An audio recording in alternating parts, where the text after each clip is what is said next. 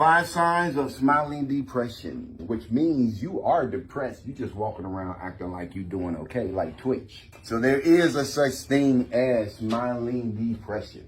Word of the day is depression, and depression is a group of conditions associated with the elevation or lowering of a person's mood, such as depression or bipolar disorder. Saying of the day is, none of us sit high enough to look down on anyone.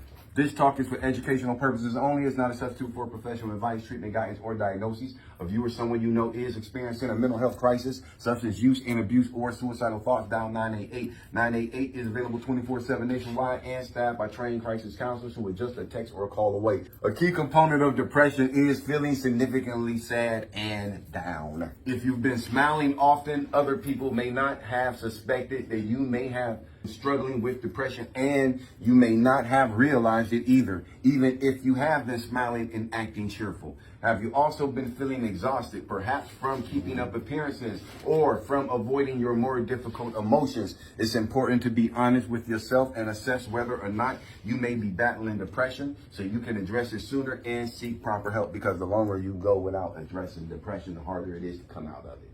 So the sooner you get help, the better off you're going to be. Number one, destructive perfectionism.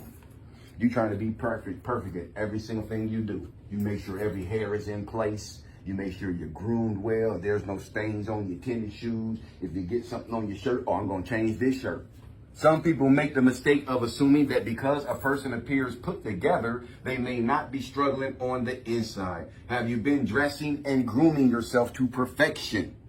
Have you been pushing yourself hard at work, school, or at home so that everything is taken care of and flawless? Or perhaps in order to keep yourself successful and accomplished at what you do? Are you attempting perfection to the point of being strung out and worn out from feeling unable to allow mistakes? It's important to consider the possibility that you're doing so to seem to others that you're on top of your game, and you may not want them to see how you really feel on the inside. It's also worth considering whether you yourself do not want to accept that you are struggling and may be in need of help. While it may be a bitter pill to swallow, it's important to remember that vulnerability is an act of real courage that is important to overcome for you to start healing and feeling better. Destructive perfectionism. If I look like I got it going on, if I look like I'm smiling, if I look like I'm happy, if I go out and buy that new car, oh, they're going to really think I'm feeling good about myself, but I'm gonna cry in it for 3 hours before I go in the house.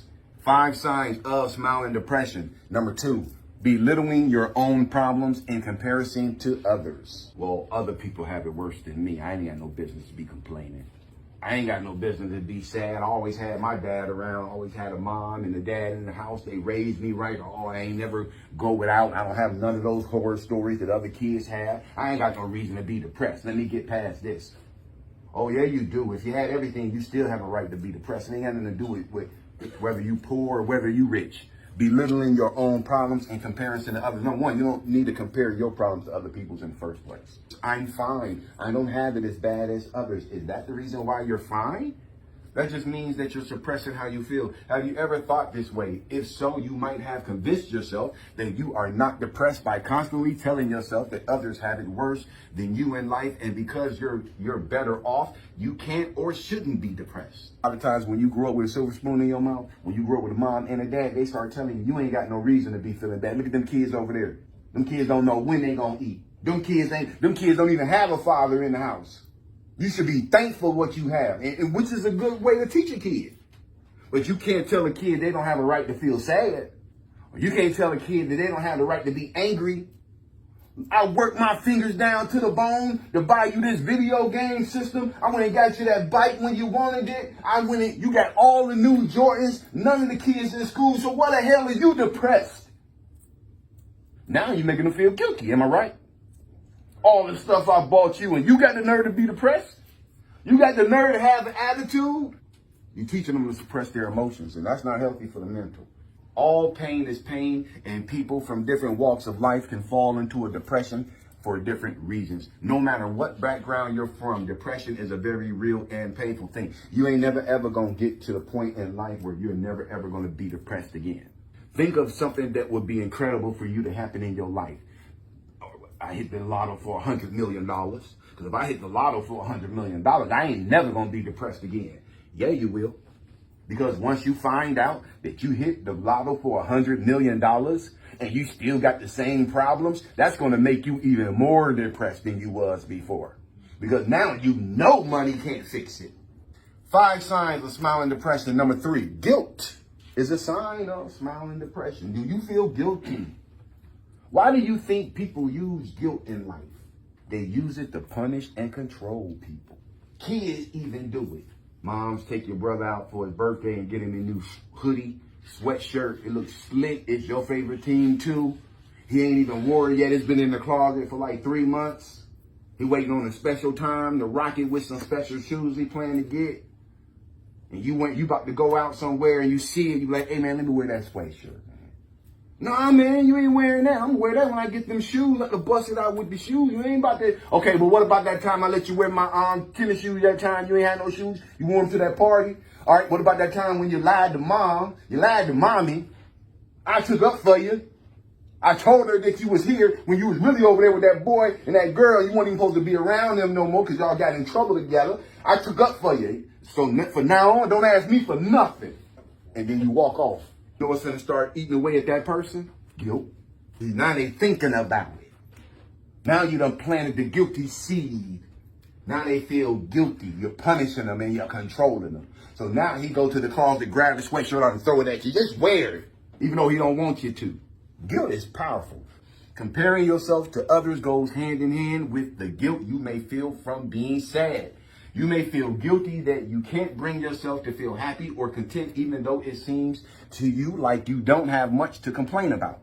You may also feel guilt from worrying about placing burdens on others. So a lot of times people feel bad because they feel like me going through a depression is going to bring other people down. I don't want to do that. I don't want to bring other people down, so I'm going to hide it. You may have noticed that the depression you've been experiencing has affected those around you, or you're worried that others will be burdened with the task of having to take care of you, especially if you're used to taking care of others instead. You might even feel like you're the one to blame for feeling depressed and thus shame yourself further into hiding it.